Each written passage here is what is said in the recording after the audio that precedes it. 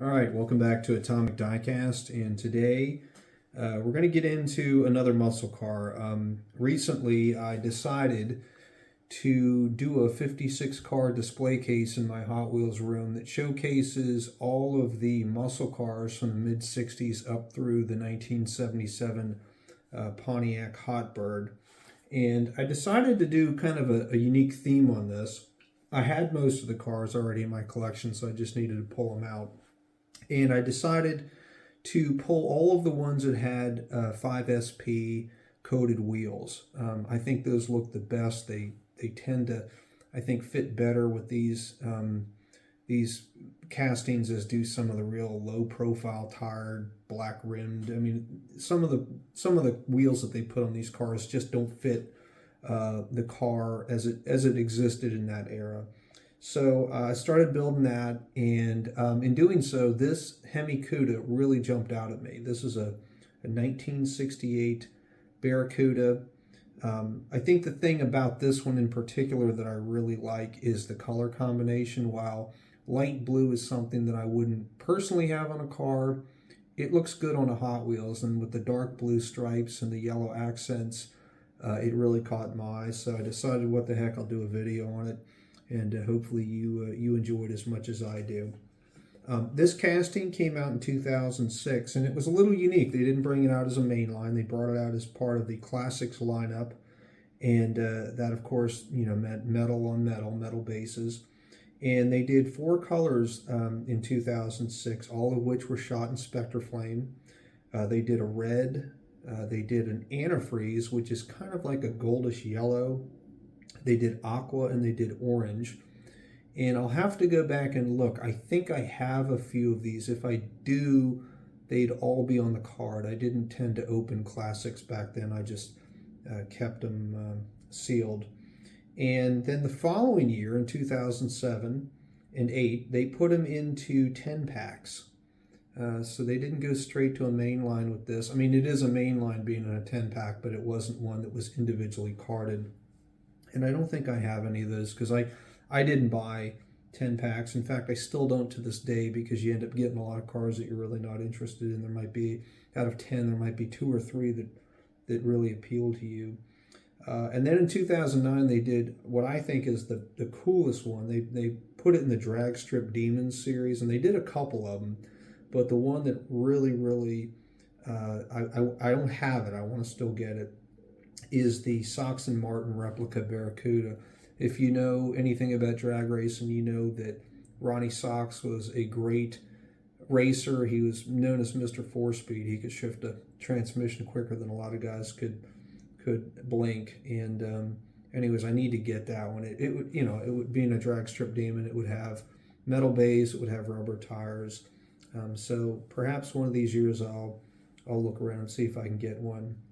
Now, this one is a main line. It came out in 2012 as part of the Muscle Mania series, and I think I've got another one just like it on the card. They did various colors. I'm pretty sure I have a few of those as well, but this light blue is the one that really stood out, and it's the one I've decided to put in this 56 car tribute to the muscle car era. And again, I really like the color combination on this.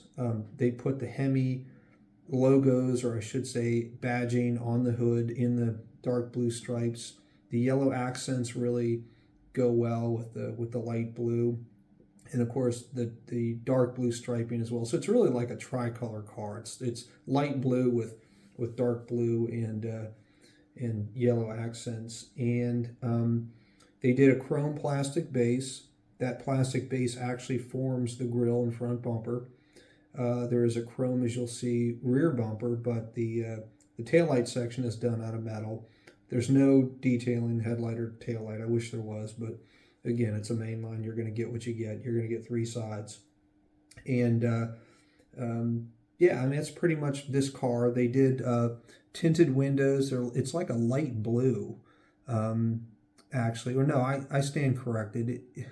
I think it's just tinted gray. There's a dark blue plastic interior, and I think that makes the glass look slightly bluish as well. But looking closer at it, I think it's just tinted gray.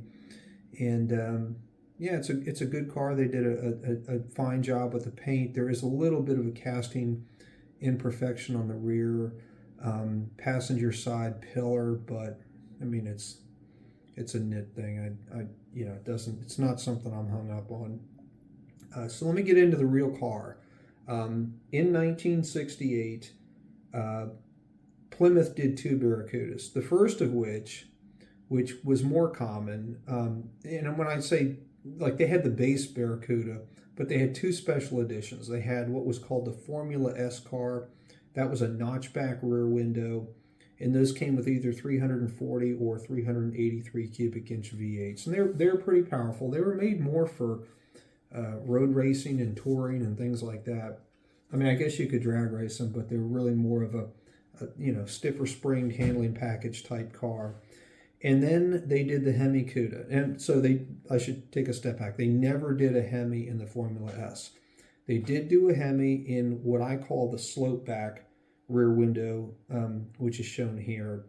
And they were offered as a special edition.